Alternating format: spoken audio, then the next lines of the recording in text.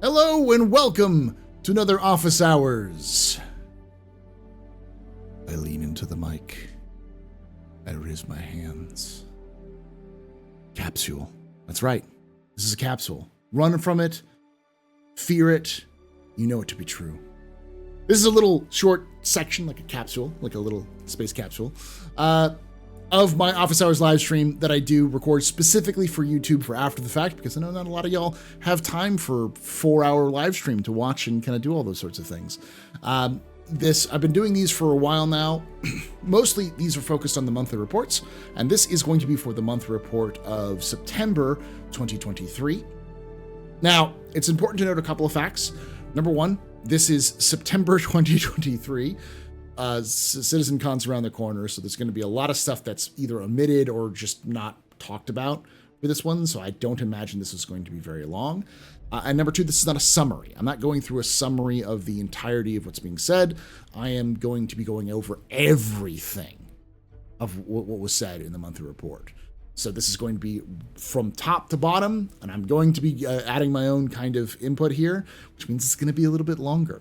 I had some snarky comments in the last one being like, oh, this is so long. I can't believe you did this. If you want to read it on your own, feel free.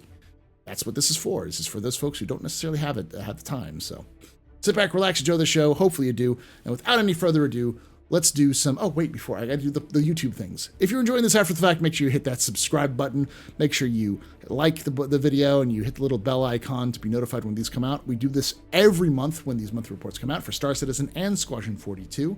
And of course, join us live on Thursdays at 8 p.m. Eastern, 5 p.m. Pacific, live at twitch.tv/TheAstroPub and youtube.com/TheastroPublive. Love to see you here. Without any further ado, let's get into the September 2023 monthly report.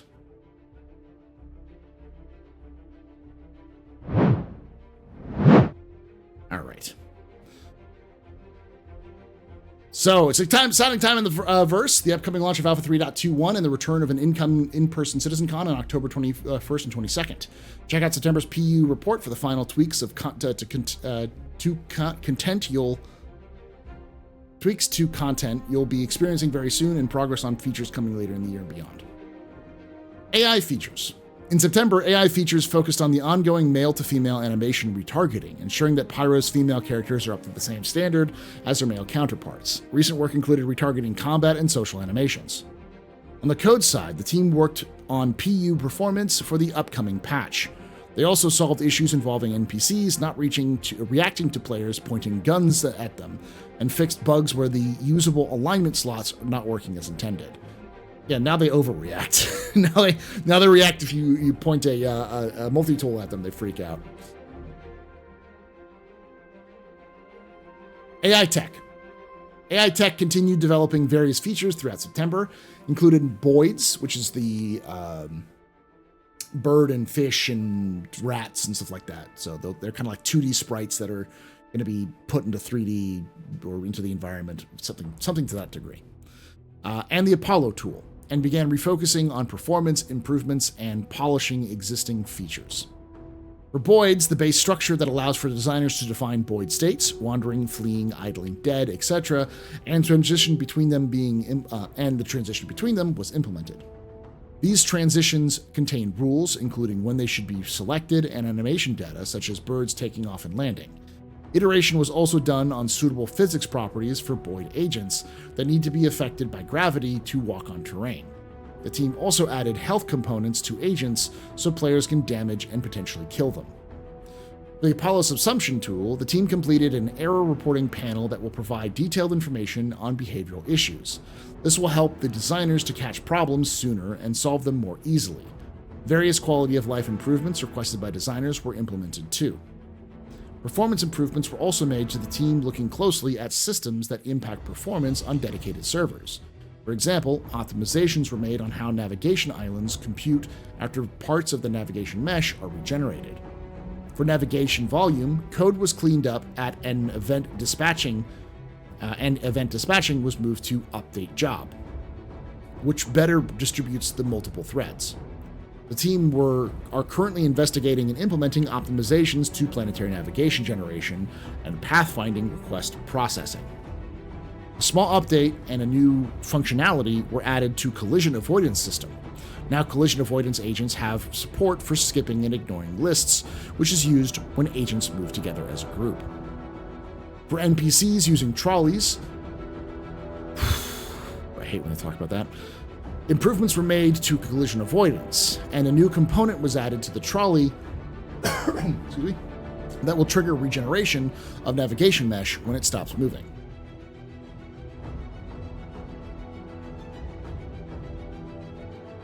Regarding flow graph subsumption nodes, the team can now generate nodes with dynamic input based on subsumption events description.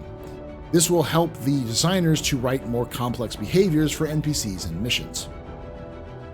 The AI tech team also supported Alpha 3.20 release, CitizenCon, and the Squadron 42 feature teams. Animation. Last month, the animation team worked towards ensuring all male animations are also available for the female character.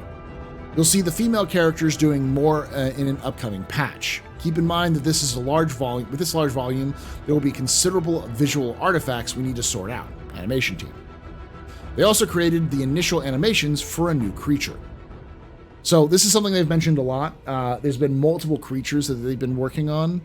A lot of it is for Squadron 42, but some other stuff that's been going on.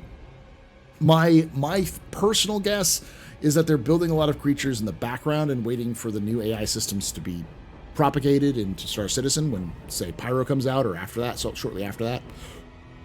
So they can start adding creatures that are non-human to the game. So like the vaunted space cow, or the pyro crab, the whip crab, or the boreal stalker. Possibly even the narwhals, I'm blanking on the name of them, the space whales for Crusader. It's gonna hurt my brain trying to figure that out. The storm walls, thank you, chat. The storm walls. Knew it was wall something. So there's a lot of that stuff. So I'm not saying that we're going to see animations tomorrow or in 321 or in 4.0, but we're probably going to start seeing them, if not at CitizenCon, shortly after that. We'll start talking a little bit about an ISC at some point in the next 6 months or so, because it's been mentioned multiple times in the animation circles. So, art characters. In September, the character art team finished the Headhunter outfit and progressed on the Duster's outfit. Alongside this, the character concept art team explored ideas for fauna and medical backpacks and prepared handoff sheets for a racing suit. So the Headhunter's outfit is the outfits that are being used for the Headhunters, who are a pyro gang, and the Duster's outfit are for the Dusters gang, which is here in Stanton. So, art ships. And also, I would like to point out another mention of fauna, ideas for fauna. So. Art ships. In the US, a new vehicle variant was completed, with final bug fixing and polish currently underway. That likely could be the cutter variants that have come out. It could be another one. So. The white box for one of the new vehicles mentioned in the previous P reports is nearing completion. Last month, the team solved some of the space issues, opting for smaller beds with tighter layout. They also separated the base model from the variants. So this is one that's going to have models and different variants as well as that. So, and if they mentioned it's a new vehicle, it's not one that they've mentioned before and they're just hiding about it. It's a brand new vehicle that they haven't sold yet. That's when they mentioned that. So. The Apoa Santok Yai is almost content complete, including cockpit animations and a heavy lean into the alien language. The interior damage pass is also nearly done, including a new map generated specifically for Apoa. Upcoming tasks include lighting polish before the LOD pass. Finally, work continued on remote tractor beam gameplay, including how the hard point should be used to create the best player experience. Remote tractor beam, I believe, is in reference to the tractor beams on ships, using them through like a remote turret.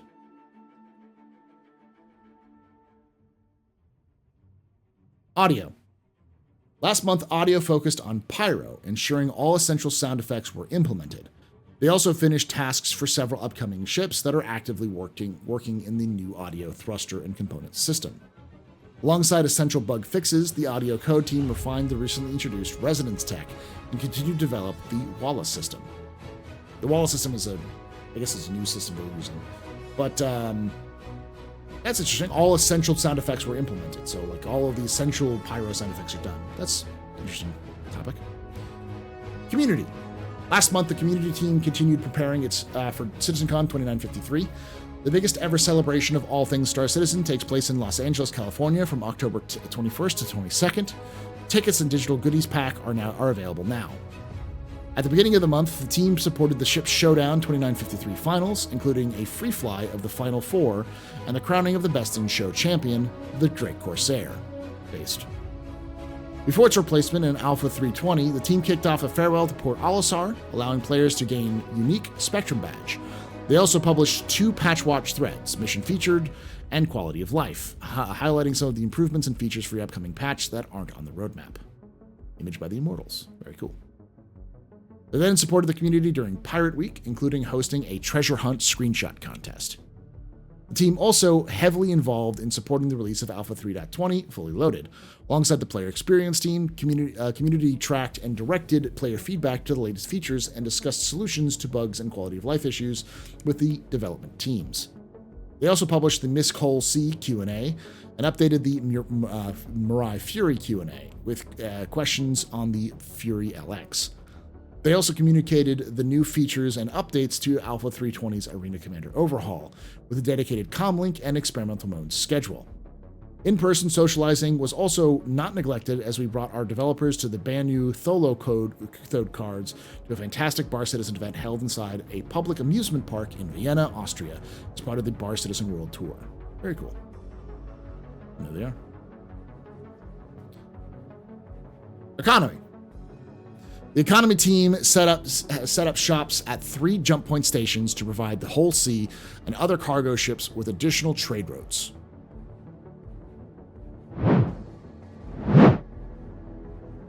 There's your answer as to why the jump point stations have been added to the game for the economy reasons. So.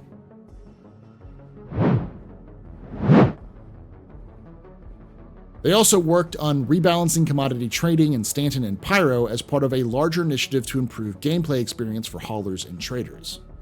Economy then supported other teams, such as character art and interactables, with pricing for new player equipment. Lastly, the tool that extracts live game data to help inform the profitability of various gameplay loops and assist in balancing was completed.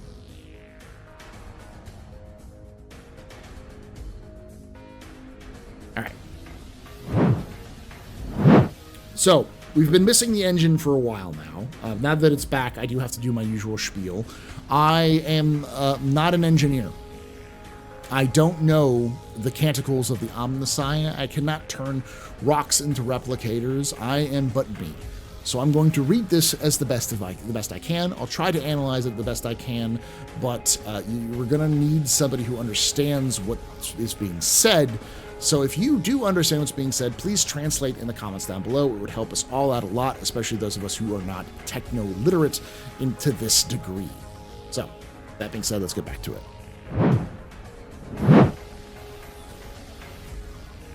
Throughout September, a large portion of the core engine, physics, and entity teams' focus was on release support. This included optimizing code, looking into server-side memory consumption, and fixing memory leaks. These improvements will appear in public releases over the next few months. Additionally, the core tech team supported the Whole Sea and its unique technical requirements. Besides release work, the teams rolled out Star Build, the custom code build system, and updated Visual Studio to version 2022. On the renderer, transitions towards the final version of Gen 12 continued. This included enabling the render graph, which can utilize the GPU better with less CPU cost. The team also removed several legacy GPU access APIs, including the Mind and Write Discard, Map and Write Discard, which won't be supported by Gen 12 due to low-level code complexity. Furthermore, the streaming system received improvements. We no longer need to maintain a separate code path and instead update all our objects from within the rendering callback. This reduces code complexity, as we only need to maintain a single code path going forward, and reduces memory consumption as well. Engine team. The team then added more strict debug modes and high-level checks for the ECUS code to detect and report potential race conditions earlier. Also, on the entity system side, more strict checks were added to entity access functions to ensure they only happen on threads where it's permitted. For the editor, time was spent enabling entity streaming code to allow the designers to work with PU's significant amount of content more easily. This was done last month as the team first had to get the foundation of streaming working. The editor also has more complexity than the pure game, as objects can also be modified. On the physics side, the team is currently adding numerous improvements to the simulation, which will be revealed soon. That's ominous. Finally, the engine team supported the network team on server meshing and worked with the location teams to make more efficient use of low-level engine resources. Again, it's been a while since we've heard from the engine team. I think it's been at least a month, if not two. And this is the first time they've actively talked about them working with the server meshing team beyond the time that they kind of had the server meshing team kind of folded into the engine team in like June. So.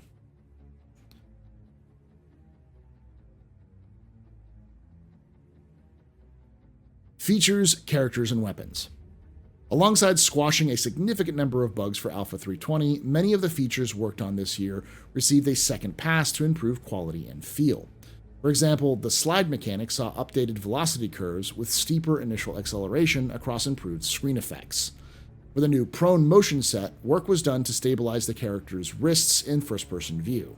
Some initial updates were made, though the team now has a long-term plan to further improve the visuals. Pretty short.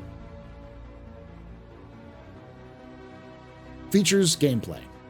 The EUPU team continued working towards the release of the ship tractor beam, of the ship tractor team, okay, including an update to general salvage UI to allow it to show tractor beam information. This is still a work in progress.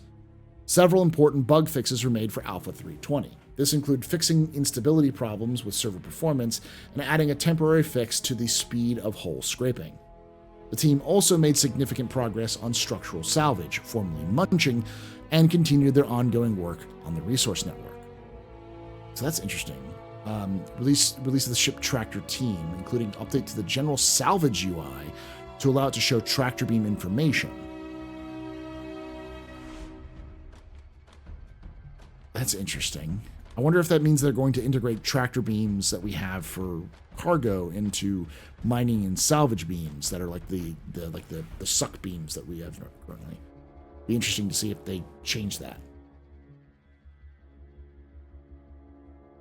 Features, mission. Mission features continued their work on modularizing the new player experience. Last month, New Babbage saw its first working version, with the team currently focusing on polishing. Various mission content was also worked on, including the reactivation of Crusader platform missions, which tentatively passed the Go No-Go review. Blockade Runner also progressed through development following internal playtests and feedback. The Steal Evidence mission passed the Go No-Go and has been activated for Alpha 3.21, while the design for a courier version of the Steal and Recover cargo mission moved into production. Further polish was made on Data Heist, including internal playtest in preparation for its debut. Siege of Orison 1.1 entered the QATR phase, where it will be tested for stability and performance issues ahead of future activation. The team also continued to look at balance and cargo manifest for bounty and salvage missions, and designs were pitched for long-term reputation goals. Ship Trespass passed its gate review and is approaching ready release state. That's a pretty big one. So, Crusader platform missions, courier missions, Steal and Recover cargo mission, Data Heist, and Siege of Orison 1.1. And then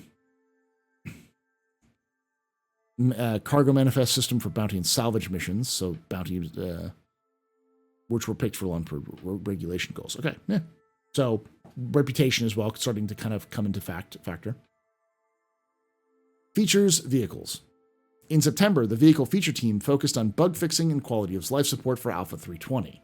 The flight balance, health, and stability of some ships were tweaked to improve overall balance too. The team also provided feature support for the resource network, allowing for items placed inside interior object containers to be connected to the network, such as doors and lights. So that's pretty good. So we're now seeing resource network, more and more work being done on the resource network. And to really kind of hammer this home, the resource network is one of the biggest changes to Star Citizen that we will see, because it's going to start connecting heat, power, life support. Everything will be connected into these systems, which you're now going to have to manage and monitor. So your suits, your ships, your vehicles, your buildings, they'll all have these factors. And so, for instance, starting up your ship will no longer be free. It'll cost you fuel or some other kind of resource to get you to kind of jumpstart your ship's power plant getting started back up again. It's no longer going to be just like, oh, whatever. There'll be more fuel added. Even your EVA system is going to start costing you fuel. Your current suit will not have infinite fuel. There'll also be a limited amount of life support.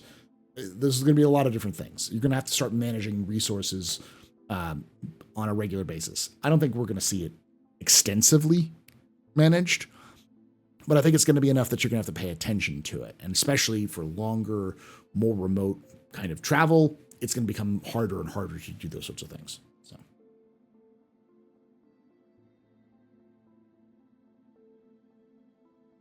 And this is, again, another month where we see an extensive amount of work on that.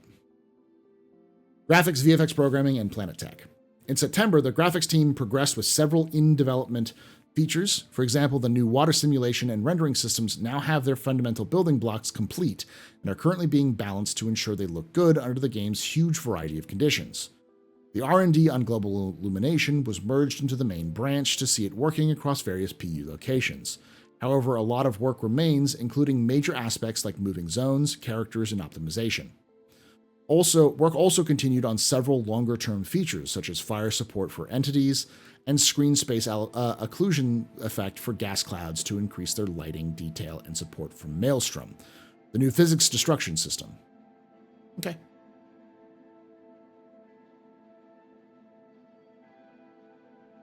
In-game branding. Last month, the branding team progressed with navigational signage for the exterior of the underground facilities. They also created holograms and assembled navigational signage for an upcoming event. Probably IAE is what they're mentioning for that one. Interactables. The Interactables team progressed with various upcoming content, including a variety of new style props, and supported the ongoing development of new underground facilities. So this is interesting, because these are all... I think this is supposed to be like a medical kit, because it's got like the refill stuff for the medical thing, and then you also have med pens here as well. So it might be just like a portable medical kit, similar to, like a personal medical kit you might carry around. They've also mentioned the medical backpack, so they're probably kind of trying to get a little bit more into the medical system, because what is it called? There's an entire new system, the system that governs hunger and injuries currently. They're kind of overhauling that with the second version, which is currently under production. So that probably will come out in the next 6 months or so with all of these sorts of mentions. So character interaction system or something like that, a character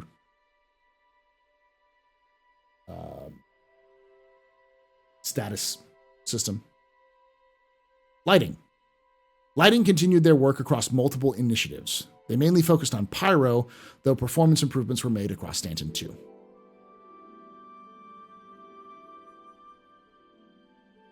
Locations EU. Last month, Locations team continued to develop a variety of new locations for Pyro. They also worked on several legacy locations in pursuit of maintaining the wider Stanton system, and supported the mission features team on one of their upcoming initiatives. So this is probably a new one of the new UGFs, and it looks like it's going to be in, this is an example in Microtech. And this is the exterior of that UGF. Sandbox and Organics team progressed with several upcoming locations, including Pyro and new underground facilities. Thank you, Purple Yeti. Actor status system is what I was trying to think of for the changes in health and other things like that. Narrative. Beginning of September saw the narrative team closing out any remaining bugs for the release of Alpha 320.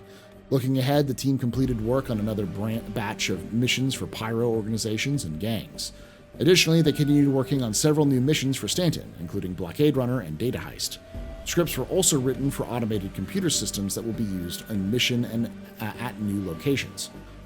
The narrative design team continued improving the lives of AI around both Stanton and Pyro with more naturalistic behavior patterns. Several discussions were held focusing on how they can better capture the feel of Pyro based on how its NPC population behaves at stations and outposts. On the website, the team published Whitley's Guide on the Santok Yai, another thought-provoking batch of Loremakers community questions, as well as the variety of Galactopedia entries. Subscribers can also read additional lore every 2 months in Jump Point magazine before it becomes available anywhere else, which is the reason why I subscribe to Jump Point.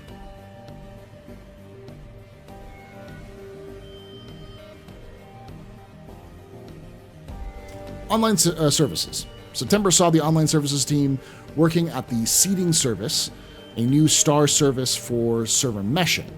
This is a C++ gRPC service that reads data from the game files to seed global, graveyard, and shard databases by using the Entity Graph service.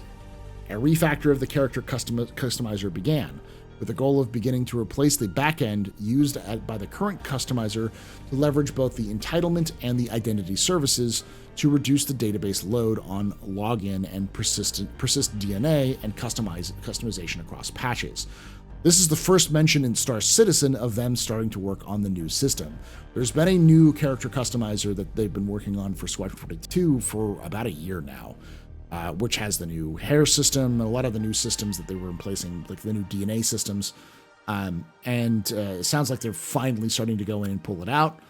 I didn't realize that maybe the reason why they weren't doing it was because it was connected to the old backend. And so now that they're kind of redoing the backend finally with the final touches here, they're finally ripping it out and replacing it, which would mean that your character is going to finally persist across logins and across patches, which is interesting.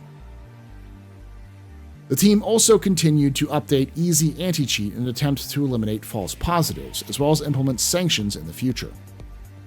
Significant time was also spent on database research to resolve some of the recent deadlock issues and explore other potential database providers. So, a nice little server meshing update, tiny little update, but not terrible.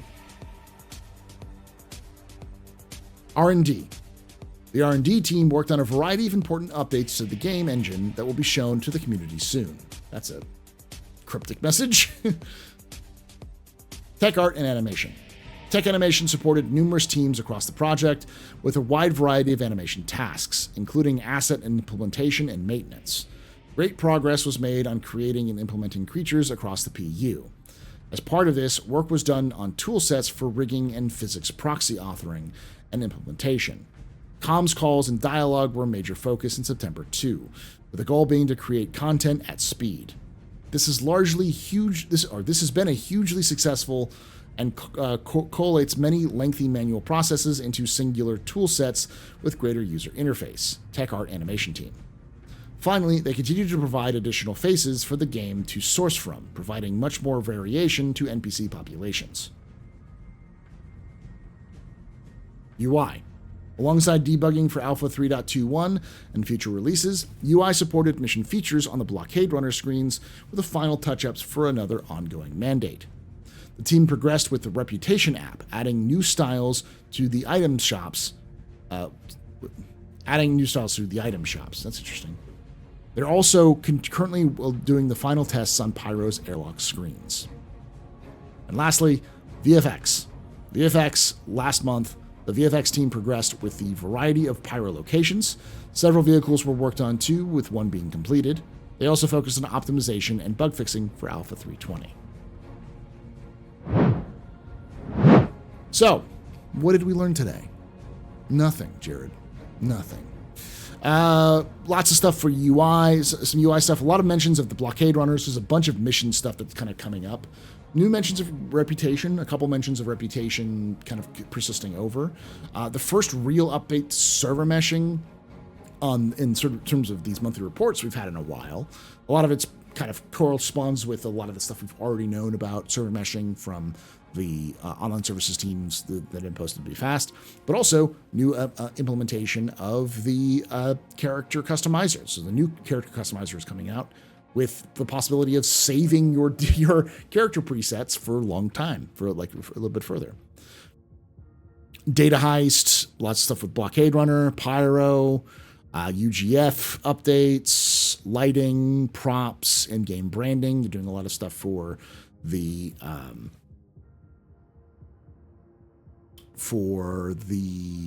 new player experience, kind of meshing that over to, modularizing it. We've got a brand new ship plus multiple variants in the work. They finished a full ship already. A lot of mentions of the resource network being tested and starting to kind of roll out into the wider universe. Updates on a server on structural salvage, which is now what they're calling the hull munching. We see new prone motion sets, some engine stuff about Gen 12, a lot of optimizations for Gen 12. The economy, the reason why we have the jump point stations is because they're trying to add more for the economy, especially for the whole sea. Updates to CitizenCon, audio effects getting stuff in there, character outfits, animation, making more female animations, and of course, AI tech just overall. So it's not a huge one. I wouldn't say there's anything that stand out. It's nice to see the updates to server meshing, a lot of the updates to the resource system, and some small updates for ships and such. There's also a lot of allusions for, you're going to find out more about this later. So there's a lot of stuff that's being held back specifically for CitizenCon. So we'll have to wait for more on CitizenCon, but as always, I want to hear your thoughts down below on what you think. If you want me to keep doing this, please let me know, because that helps me out a lot.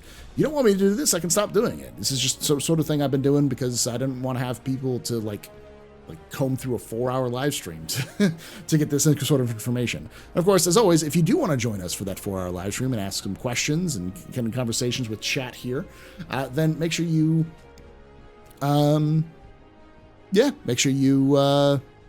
join us live at twitch.tv/theastropub, youtube.com/theastropub. I'd love to see you here. And like I say every time, hope to see you someday in the black.